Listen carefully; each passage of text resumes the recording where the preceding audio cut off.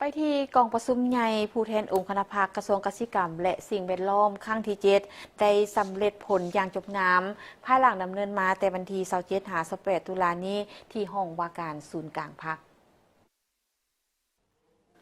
กองประชุมภายใต้การเป็นประธานของสหายลินคำดวงสวรรค์กรรมการสำห้องศูนย์กลางพรรคเลขาคณะพรรคกระทรวงเกษตรกรรมและสิ่งแวดล้อมเป็นเกียรติเข้าร่วมโดยสหายบุญทองจิตมณีกรรมการกลุ่มการเมืองศูนย์กลางพรรคผู้ประจำการคณะเลขาธิการศูนย์กลางพรรคของประธานประเทศสหายวิไลวงศ์บุตรดาคำกรรมการศูนย์กลางพรรคของหัวหน้าคณะจัดตั้งศูนย์กลางพรรคบรรดาสหายอดีตคณะนำกระทรวงคณะพรรคสมาชิกพรรคอาวุโสบำนาญและผู้แทนสมบูรณ์จำนวน233สหายที่ได้ต่างหน้าให้สมาชิกพรรค 1,551 สหายลินคำดวงสวรรค์กาวากองประชุมใหญ่ครั้งนี้ได้ค้นคว้าและหับห้องเอาหางรายงานการเมืองและหางบทสรุปการจัดตั้งปฏิบัติแผนพัฒนาแขนงกสิกรรมและสิ่งแวดล้อมของ2แขนงการที่มีการโฮมเข้ากันซึ่ง2เอกสารดังกล่าวแม้นมีความสำคัญที่ส่องแสงให้เห็นมากผลในการนำพาชี้นำจัดตั้งปฏิบัติมติของประชุมใหญ่ครั้งที่6ขององค์คณะภาคกระทรวงเกษตรกรรมและป่าไม้มติของประชุมใหญ่ครั้งที่2ขององค์คณะภาคกระทรวงทรัพยากรธรรมชาติและสิ่งแวดล้อมในเมื่อก่อนและการกำหนดทิศทางจุดสูง5 ปีในต่อหน้าของแขนงกสิกรรมและสิ่งแวดล้อม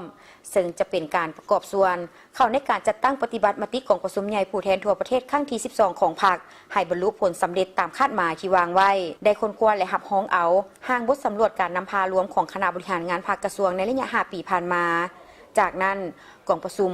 ได้ดำเนินการเลือกตั้งเอาคณะบริหารงานภาคกระทรวงสุดใหม่โดยกองประชุมข้างปฐมฤกษ์เป็นเอกสารเลือกเอาสหายลินคำดวงสวรรค์เป็นเลขาคณะบริหารงานภาคกระทรวงเกษตรกรรมและสิ่งแวดล้อมสหายไซนครอินทวงศ์เป็นรองเลขาคณะบริหารงานพรรคสหายกีแก้วสิงห์นาวงศ์เป็นประธานกฎกาพรรคโอกาสที่สง่าราศีนี้ยังได้หับฟังการโอ้ล้มให้ทิศเยียงทางจากสหายบุญทองจิตมณีโดยสหายได้ชี้นำให้สืบต่อเอาใจใส่ต่อเวียกงานศึกษาอมโหมการเมืองแนวคิดเพื่อเห็นให้สมาชิกพรรคพนักงานรัฐกรหับหู้เข้าใจเลิกซึ้งเป็นเอกภาพตัวแนวทางนโยบายของพรรคหิบฮอดจัดตั้งเผยแพร่เนื้อในกองประชุมใหญ่ครั้งนี้ให้คณะพรรคสมาชิกพรรคพนักงานรัฐกรพร้อมกันจัดตั้งเผยแพร่และเสื่อมซึมมติคำสั่งต่างๆของพรรครวมทั้งมติกองประชุมใหญ่ครั้งที่12ของพรรคที่จะมาถึงในต่อหน้าสืบต่อสุขยูส่งเสริมการผลิตกสิกรรมเพื่อค้ำประกันความมั่นคงด้านเสบียงอาหารยูแหงเวียกงานการส่งเสริมการผลิตกสิกรรมเป็นสินค้าเพื่อสนองภายในและส่งออกเอาใจใส่ต่อการคุ้มครองปกปักรักษาและนำไส้ป่าไม้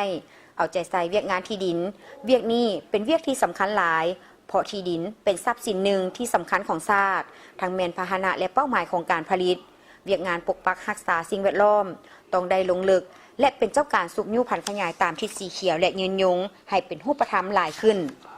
เอาใจใส่การพัฒนาชนบทติดพันกับการแก้ไขความทุกข์ยากตรงค้นคว้ากำหนดแผนยุทธศาสตร์พัฒนาชนบทและแก้ไขความทุกข์ยากติดพันกับการจัดสรรภูมิลำเนาอาชีพคงที่ให้ประชาชนเพิ่มทวีเวียกงานปรับปรุงก่อสร้างพรรคเป็นต้นการก่อสร้างหน่วยพรรคปลอดภัยเข้มแข็งและหนักแน่นให้บรรลุตามคาดหมายที่วางไว้พร้อมนี้สหายบุญทองจิตมณียังได้มีบางคำเห็นต่อคณะพรรคสุดใหม่คือให้ตั้งหน้านำพาชี้นำการจัดตั้งผันขยายมติกองประชุมใหญ่ครั้งนี้ให้เป็นแผนงานโครงการและสร้างเป็นนิติกรรมละเอียดให้แบ่งเวียกแบ่งความรับผิดชอบภายในคณะบริหารงานพรรคคณะประจำพรรคให้ละเอียดจะแจ้งต้องยึดมั่นและปฏิบัติอย่างเข้มงวดหลักการรวมศูนย์ประชาธิปไตยมีความรับผิดชอบโดยกงต่อผลได้ผลเสียของเวียกงานที่ถึงมอบหมายต้องสืบต่อตั้งหน้าการฝึกฝนหล่อหลอมตนเองทางด้านคุณธาตุการเมืองคุณสมบัติศีลธรรมปฏิบัติเป็นแบบอย่างนำหน้าด้านความจงรักภักดีและความซื่อสัตย์บริสุทธิ์ต่ออุดมการณ์ของพรรคและผลประโยชน์ของประเทศชาติสืบต่อเสริมขยายมูลเสื้อแห่งความสามัคคีความเป็นเอกภาพภายในและความสามัคคีกับทุกภาคส่วนให้แน่นแฟ้นและอื่นๆถึงเป็นว่ากองประชุมใหญ่ขององค์คณะพรรคพวกสหายได้สำเร็จตามจุดประสงค์ระดับคาดหมายแต่ภาระหน้าที่การนำพาชี้นำในซุ้มปีต่อหน้ายังจะนักหน่วงแต่ก็เชื่อมั่นว่า